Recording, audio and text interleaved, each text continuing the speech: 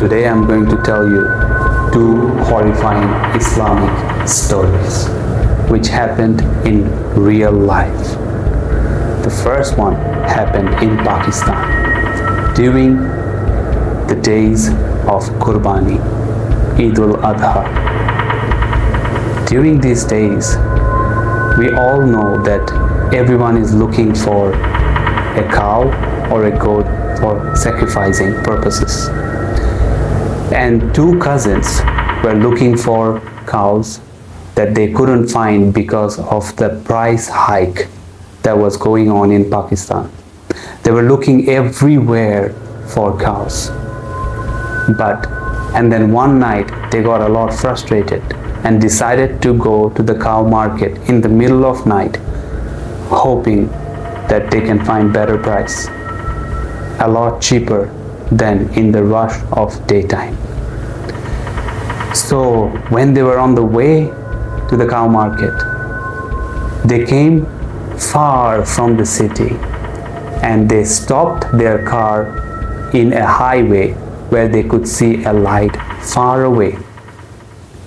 And near the light there was a tent, and they could see with their blurry vision that there were some animals too, and there were nothing that could be seen from their car except that tent and that tiny little light from that tent. And all in a sudden, one cousin said, "We should go. Maybe there is an old man, there is a poor family who are trying to get rid of their animals. So we should go there, interrogate, we might find a cheaper deal." So they started walking towards the tent, and all in a sudden they noticed there are actually really big, healthy, strong looking cows. So they went forward next to the tent. They started screaming, "Is anyone there? Is anyone there?" No one replied. After good few minutes, an old man came towards them, and he had a stick on his hand.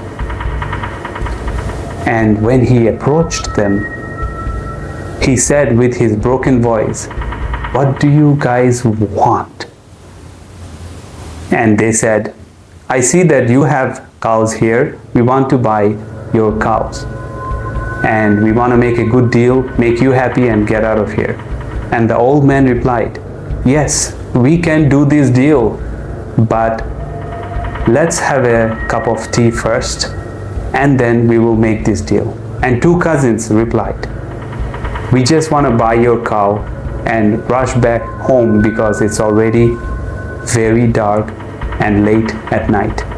But the old man insisted, since it is a customary in Southeast Asian countries to take care of the guest, and guest should not say no. So they thought, we don't want to offend this old man. We want to be polite, so he will be happy with us and give us his cows. So with the hope of making a good deal, they said yes to the tea. And they sat down next to the tent where the cows were. They could see the cows were very healthy, very strong. And they were thinking, we parked at the very right place. Where there is an old man, he seems poor, he has very nice looking healthy cows, and we might get it for cheaper deal than anywhere else in that region. So the old man comes with the teapot. He started making tea right at the campfire where they were sitting. Right in front of them there was a campfire. So the old man makes tea and offers them tea. They started drinking tea from the cups that old man gave them. And then they started feeling dizzy. They were looking at each other thinking, a cup of tea which tasted like heaven. They have never tried any tea like this before. And then they started feeling dizzy. They looked at each other. They thought, after drinking tea, We should be feeling energetic, not sleepy. Something wasn't right. And when they were dozing off, the old man looked at them and started making vulgar jokes and started laughing ruthlessly, loud, screaming his lungs out. And these two cousins, they were looking at that old man, laughing, jumping, saying vulgar things with their blurry eyes, but they couldn't help but fall asleep. In the morning, they woke up. There was nothing.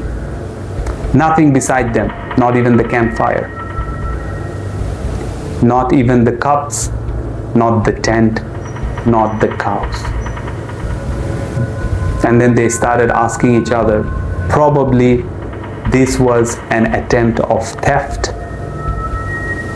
So they checked their pockets and they found everything that they had with them. They went to the car and they found their car there. So why all this happened? They went to the mosque that day to pray.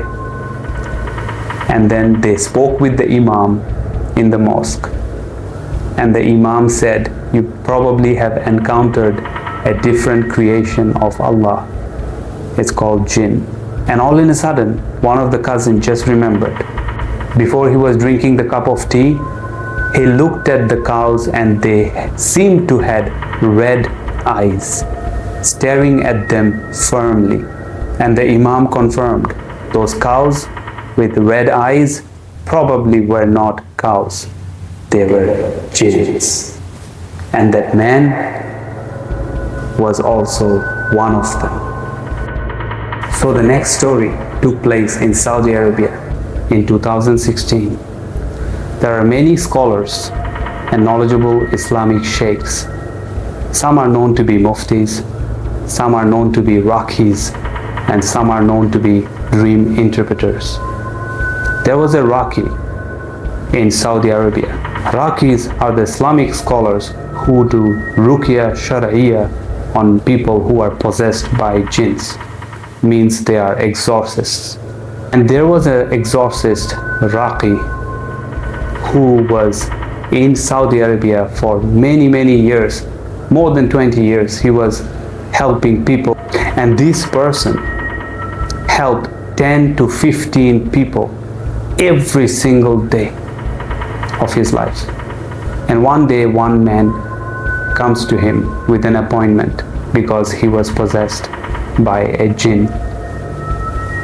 And he says, I'm very disturbed. And this man had bruises all over his face and on his chest.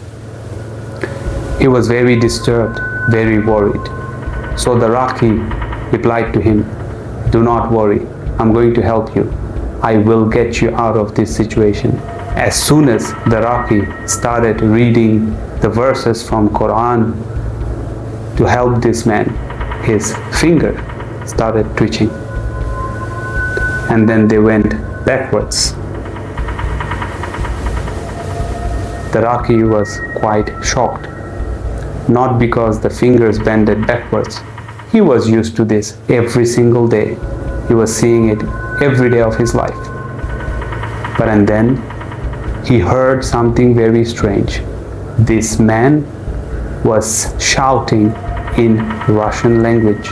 The man, when he woke up from his sleep after the exorcism session, he admitted he never knew a single word in Russian that he was saying.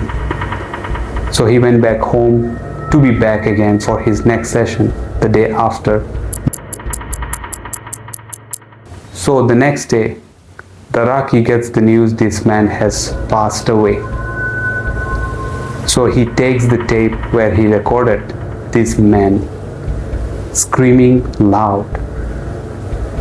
And he took the recording and got it translated. It was saying in Russian, I love this man. I love this man. I will take his life. I will take his life. If you like this video, let me know in the comment section. Subscribe, like and comment. And don't forget to share these videos. Watch it with your own risk.